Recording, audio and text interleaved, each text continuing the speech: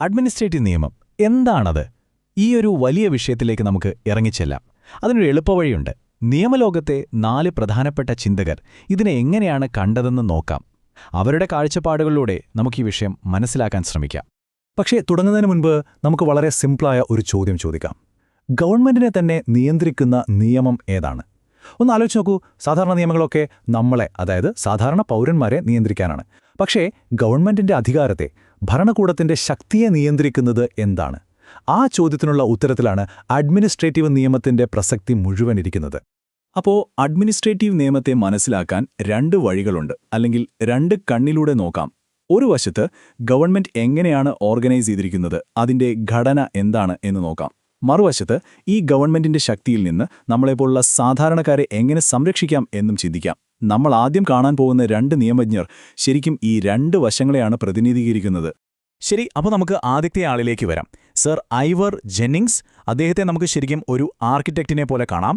കാരണം അദ്ദേഹത്തിന്റെ മുഴുവൻ ഫോക്കസും ഗവൺമെന്റിന്റെ ഘടന, അതിന്റെ സ്ട്രക്ചർ എങ്ങനെയായിരിക്കണം എന്നതിലായിരുന്നു. ജെന്നിങ്സ് വളരെ ലളിതമായിട്ടാണ് ഇതിനെ നിർവചിച്ചത്. അദ്ദേഹം പറഞ്ഞു, അഡ്മിനിസ്ട്രേറ്റീവ് നിയമം എന്ന് പറഞ്ഞാൽ ഭരണവുമായി ബന്ധപ്പെട്ട നിയമമാണ്. അത് ഗവൺമെന്റ് സ്ഥാപനങ്ങളുടെ ഓർഗനൈസേഷൻ, പവേഴ്സ്, ഡ്യൂട്ടീസ് ഇതൊക്കെയാണ് തീരുമാനിക്കുന്നത്. കേൾക്കുമ്പോൾ സിമ്പിളല്ലേ? അതായത് ഗവൺമെന്റ് ആരാണ്, അവർക്ക് എന്തൊക്കെ ചെയ്യാൻ പറ്റും, എന്തൊക്കെയാണ് അവരുടെ ചുമതലകൾ, ഇതിൽ മാത്രമായിരുന്നു അദ്ദേഹത്തിന്റെ ശ്രദ്ധ. അപ്പോൾ ജെന്നിങ്സിന്റെ ഈ നിർവചനത്തെ നമുക്ക് 3 ഭാഗങ്ങളായിട്ട് ഒന്ന് പൊളിച്ചു നോക്കാം.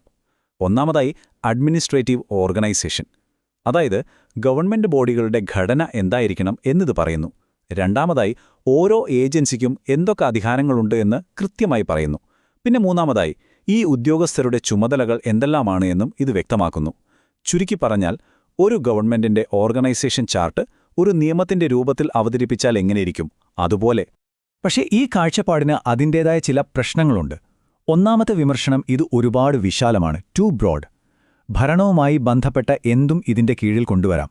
രണ്ടാമതായി, ഇത് ഭരണഘടനാ നിയമവും അഡ്മിനിസ്ട്രേറ്റീവ് നിയമവും തമ്മിലുള്ള അതിർവരമ്പ് ഇല്ലാതാക്കുന്നു. പക്ഷേ ഏറ്റവും വലിയൊരു പോരായ്മ എന്താണെന്ന് വെച്ചാൽ, ഈ അധികാരങ്ങൾ എങ്ങനെയാണ് ഉപയോഗിക്കേണ്ടത് എന്നതിനെക്കുറിച്ച് ഈ നിർവചനം ഒന്നും പറയുന്നില്ല. പവർ ഉണ്ടെന്ന് പറയുന്നു, പക്ഷെ അതെങ്ങനെ ഉപയോഗിക്കണമെന്ന് പറയുന്നില്ല. അപ്പോൾ ജെന്നിങ്സിന്റെ ഈ ഒരു കുറവ് മനസ്സിൽ വെച്ചുകൊണ്ട് നമുക്ക് നേരെ ഓപ്പോസിറ്റ് നിൽക്കുന്ന ഒരാളിലേക്ക് പോകാം. എ.വി. ഡൈസി. അദ്ദേഹത്തിന് ഈ അഡ്മിനിസ്ട്രേറ്റീവ് നിയമം എന്നു പറയുന്ന ഒരു പ്രത്യേക സംഭവം വേണം എന്ന ആശയത്തോട് തന്നെ വലിയ താൽപ്പര്യമുണ്ടായിരുന്നില്ല. ഡൈസിയുടെ ആശയം മനസ്സിലാക്കാൻ അദ്ദേഹത്തിന്റെ ഈ വാക്കുകൾ കേട്ടാൽ മതി. അദ്ദേഹം പറയുന്നു, ഇംഗ്ലണ്ടിൽ പ്രധാനമന്ത്രി മുതൽ താഴെ ഒരു കോൺസ്റ്റബിൾ വരെ നിയമപരമല്ലാത്ത എന്ത് പ്രവൃത്തി ചെയ്താലും ഒരു സാധാരണ പൗരൻ എങ്ങനെയാണോ ഉത്തരവാദി, അതേ ഉത്തരവാദിത്തം അവർക്കുമുണ്ട്. എന്തൊരു ശക്തമായ ആശയമാണല്ലേ? അതായത് ഉദ്യോഗസ്ഥർക്ക് പ്രത്യേക നിയമപരിരക്ഷയൊന്നുമില്ല, എല്ലാവർക്കും ഒരേ നിയമം, ഒരേ കോടതി. അതാണ് റൂൾ ഓഫ് ലോ. അപ്പോൾ ഡൈസിയുടെ ഈ നിർവചനത്തിന് 3 പ്രധാനപ്പെട്ട തൂണുകളുണ്ട്. ഒന്ന്, എല്ലാ സ്റ്റേറ്റ് ഒഫീഷ്യൽസിൻ്റെയും ലീഗൽ സ്റ്റാറ്റസ്, അവരുടെ ബാധ്യതകൾ എന്തൊക്കെയാണെന്ന് ഇത് നിർവചിക്കുന്നു. 2, ഈ ഉദ്യോഗസ്ഥരുമായി ഇടപെടുമ്പോൾ നമ്മളെപ്പോലുള്ള പൗരന്മാർക്ക് എന്ത് അവകാശങ്ങളുണ്ട്, എന്ത് ബാധ്യതകളുണ്ട് എന്ന് പറയുന്നു. മൂന്നാമതായി, ഈ അവകാശങ്ങൾ ലംഘിക്കപ്പെട്ടാൽ സാധാരണ കോടതികളിലൂടെ എങ്ങനെ പരിഹാരം കാണാമെന്നും വ്യക്തമാക്കുന്നു. അപ്പോൾ നിങ്ങൾ ശ്രദ്ധിച്ചോ, ഉദ്യോഗസ്ഥരുടെ ഉത്തരവാദിത്തത്തിൽ മാത്രമാണ് അദ്ദേഹത്തിന്റെ മുഴുവൻ ഫോക്കസും. പക്ഷേ 19-ാം നൂറ്റാണ്ടിൽ പറഞ്ഞ ഈ ആശയം ഇന്നത്തെ ലോകത്തിന് അത്ര യോജിച്ചതല്ല. കാരണമെന്താ? ഇത് ഉദ്യോഗസ്ഥർ ചെയ്യുന്ന തെറ്റുകളിൽ മാത്രം ശ്രദ്ധ കേന്ദ്രീകരിക്കുന്നു. ഇന്ന് കാണുന്ന പോലെയുള്ള പബ്ലിക് കോർപ്പറേഷനുകളെക്കുറിച്ചൊന്നും ഇത് ചിന്തിക്കുന്നേയില്ല. അതിലും പ്രധാനമായി ഡിസ്ക്രിഷൻ അഥവാ വിവേചനാധികാരം എന്ന ആശയത്തെ അദ്ദേഹം തെറ്റിദ്ധരിച്ചു. ഒരു ഉദ്യോഗസ്ഥന് ഒരു സാഹചര്യത്തിനനുസരിച്ച് യുക്തമായ ഒരു തീരുമാനമെടുക്കാനുള്ള അധികാരമാണ് വിവേചനാധികാരം. അതിന്നത്തെ കാലത്ത് ഭരണത്തിന് അത്യാവശ്യമാണ്, അല്ലാതെ തോന്നിയ പോലെ പ്രവർത്തിക്കാനുള്ള ലൈസൻസ് അല്ല. അപ്പോൾ നമ്മളിപ്പോൾ 2 എക്സ്ട്രീം കണ്ടു. ജെന്നിങ്സിന്റെ നിർവചനം വളരെ വിശാലമായിരുന്നു, ഡൈസിയുടേത് വളരെ ഇടുങ്ങിയതും. എന്നാൽ കാലം മാറിയപ്പോൾ ഗവൺമെന്റിന്റെ റോളുകൾ കൂടി, ഒരുപാട് പുതിയ ഉത്തരവാദിത്തങ്ങൾ വന്നു. അപ്പോൾ സ്വാഭാവികമായും ഈ 2 നിർവചനങ്ങളും പോരാതെ വന്നു. അങ്ങനെയാണ് വേർഡ് ആൻഡ് ഫോർസിത്തിനെ പോലുള്ള പുതിയ ചിന്തകർ രംഗത്തേക്ക് വരുന്നത്. അവരുടെ ശ്രദ്ധ ഗവൺമെന്റിന്റെ ഘടനയിലോ ഉദ്യോഗസ്ഥരുടെ ബാധ്യതയിലോ ആയിരുന്നില്ല, മറിച്ച് ഏറ്റവും പ്രധാനപ്പെട്ട ഒരു കാര്യത്തിലായിരുന്നു, ഗവൺമെന്റിന്റെ അധികാരത്തെ എങ്ങനെ നിയന്ത്രിക്കാം എന്നതിൽ. അവരുടെ ആദ്യത്തെ ഏറ്റവും സിമ്പിളായ നിർവചനം ഇങ്ങനെയാണ്: ഗവൺമെന്റിന്റെ അധികാരത്തെ നിയന്ത്രിക്കുന്ന നിയമമാണ് അഡ്മിനിസ്ട്രേറ്റീവ് നിയമം. കണ്ടോ ആ വാക്കിലെ മാറ്റം?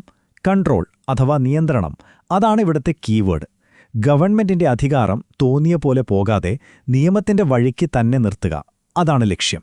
ഇനി അവരുടെ കുറച്ചുകൂടി വിശദമായ നിർവചനം നോക്കാം. പൊതു അധികാരികൾ അവരുടെ അധികാരങ്ങളും ചുമതലകളും ഉപയോഗിക്കുന്നതിനെ നിയന്ത്രിക്കുന്ന പൊതുവായ തത്വങ്ങളുടെ ഒരു കൂട്ടമാണ് അഡ്മിനിസ്ട്രേറ്റീവ് നിയമം. ഈ പറയുന്ന പൊതുതത്വങ്ങൾ എന്താണെന്നല്ലേ? അത് കോടതികൾ വർഷങ്ങളായി ഉണ്ടാക്കിയെടുത്ത ആശയങ്ങളാണ്. നാച്ചുറൽ ജസ്റ്റിസ്, റീസണബിൾനെസ് എന്നൊക്കെ പറയില്ലേ? അതായത് ഒരു തീരുമാനമെടുക്കുമ്പോൾ എല്ലാവരുടെയും ഭാഗം കേൾക്കണം, പക്ഷപാതം കാണിക്കരുത് എന്നൊക്കെയുള്ള അടിസ്ഥാന നീതിബോധങ്ങൾ. ഈയൊരു കാഴ്ചപ്പാടിനെ റെഡ് ലൈറ്റ് തിയറി എന്ന് പറയാറുണ്ട്.